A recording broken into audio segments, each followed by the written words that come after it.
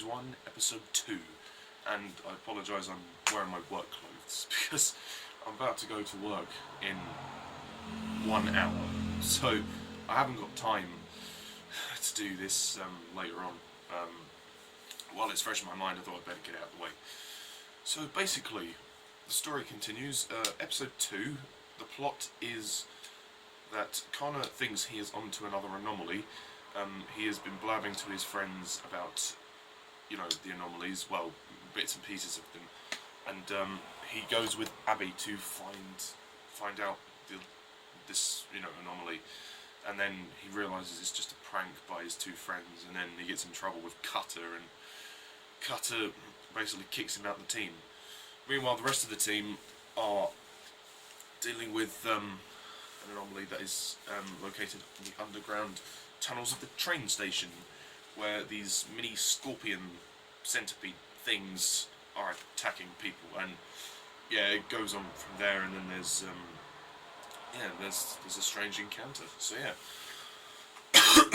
that's pretty much it for episode 2. Now, episode 2 kind of takes the assumption that if you haven't seen the first one, we're not going to bring you up to speed. Go and watch the first episode and then come to this, which is good. They just kind of throw you straight in, which I like. I mean, the opening is really good. Gives you that suspense. I mean, this episode gives you quite a lot of suspense, so I like that. Scenes in the underground tunnels when they're looking for the creature is very entertaining. I really like that. But I really like the character moments too. I like how Connor, he just wants to prove himself to Cutter. He wants to prove that, you know, he's not just some idiot who's along for the ride. He's useful. He wants to prove his uses. I mean, yeah, and I liked seeing how, in the end, how from beginning to end, how Cutter realises maybe he was wrong to kick him out the team, and, you know, how he sort of undervalues him a bit. But yeah, no, I think the acting is really good too. From, you know, Douglas Henshall, Juliet, James Murray's still a little bit wooden. Stephen, I mean, he's probably just cast for his looks, I suppose. I mean, he's just very dull. Like, even in this episode, he's just very dull. Yeah, I want him to give it more oomph. That would be really nice if he could just give it more oomph. Then, you know, it would save us a lot of trouble. We would actually be able to care about Stephen a bit more. They introduce a couple of problems though. I mean, occasionally, like the previous episode, a couple of the shots are grainy, which is a slight problem. They don't render these things very well. They don't remove the grain from these shots, which is a shame. I mean, I know ITV have a limited budget, but come on, guys. I mean, whilst the scenes underground are great, I mean, there's still that bit of shaky cam and the bit of grain which does bother me. So remove that, please. No, they introduce this sort of love triangle as well. Connor kind of fancies Abby a little bit, and Abby kind of fancies Stephen. So yeah, there's a bit of a love thing going on between them. I mean, it's not really explored very much. It's just kind of like, oh, like she tells Connor that she likes Stephen, and she's like, oh, is he seeing anyone? And he's like, I don't know, he might be gay. So there's that whole kind of thing, which it isn't really necessary, but you know, it was gonna be thrown in there, I suppose. I liked Claudia Brown in this episode. I thought she was really good. I thought she asserted herself very well. Lucy Brown was very good in the part. And you can see like her sort of warming to Cutter, but kind of, she's like, well, he's the closest thing to an expert that we've got, and Lester's like, oh, you've taken to him, haven't you? And she's like, I trust him, if that's what you mean. Yeah.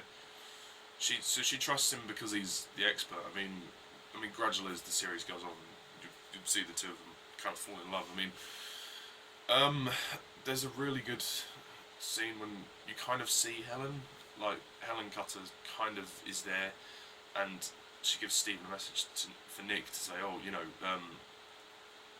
I'm waiting on the other side of the anomalies. If you want to know more, then come find me. So that'll be episode 3. Yeah, I mean, they still keep the mystery of Helen, under wraps. I mean, we know that she's not dead by this point. We know that she's not dead. I mean, we saw her briefly at the end of episode 1, and now in episode 2 you see her kind of briefly here as well. So we know she's not dead, but she's discovered the anomalies. We know that much, but we don't really know what else has happened. There could be more. So they still keep elements of the Alan Cutter mystery intriguing, so that's always good.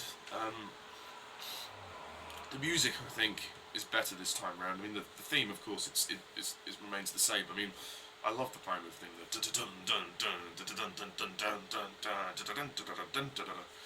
And then, I mean, the actual soundtrack is a lot better this time. I really like it. Excuse me. Cold. Something else.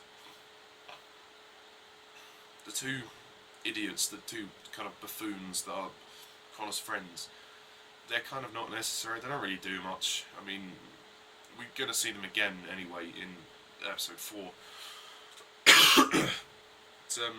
But, they're pretty all right for what they have to do here.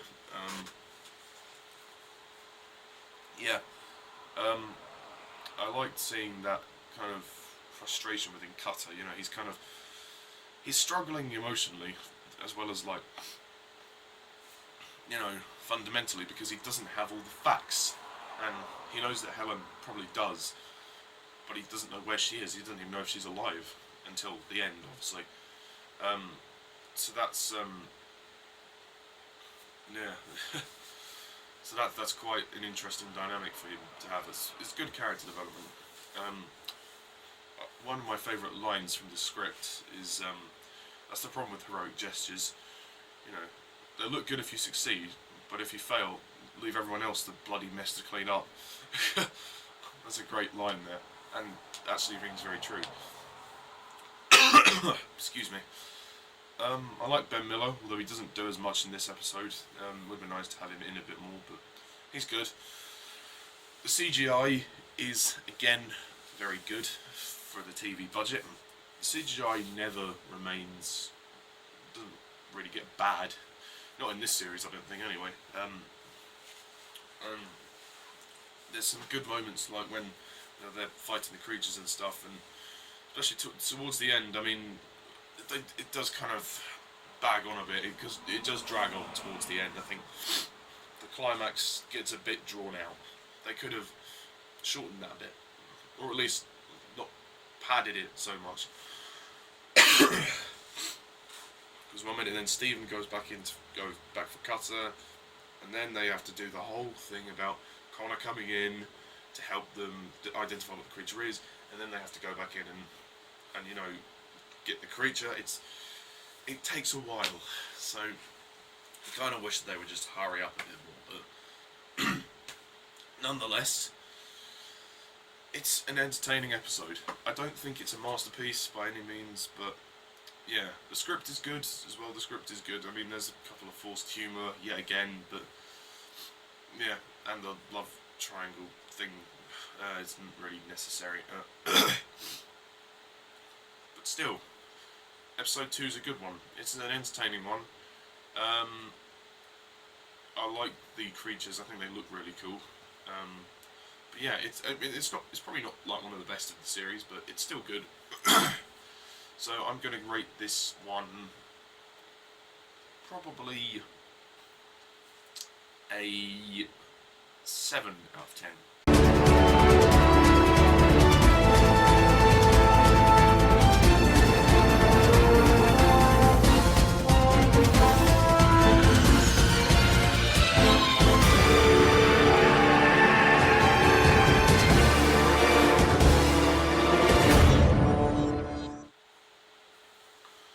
Yeah, so it's good.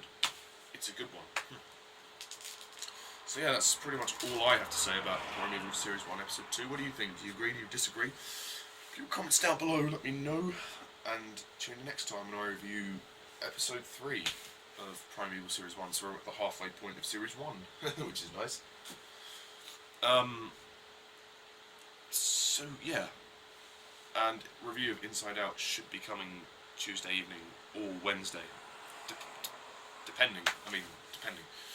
So, yes, thank you all for watching. As always, I'm Mr. Thomas11. See ya.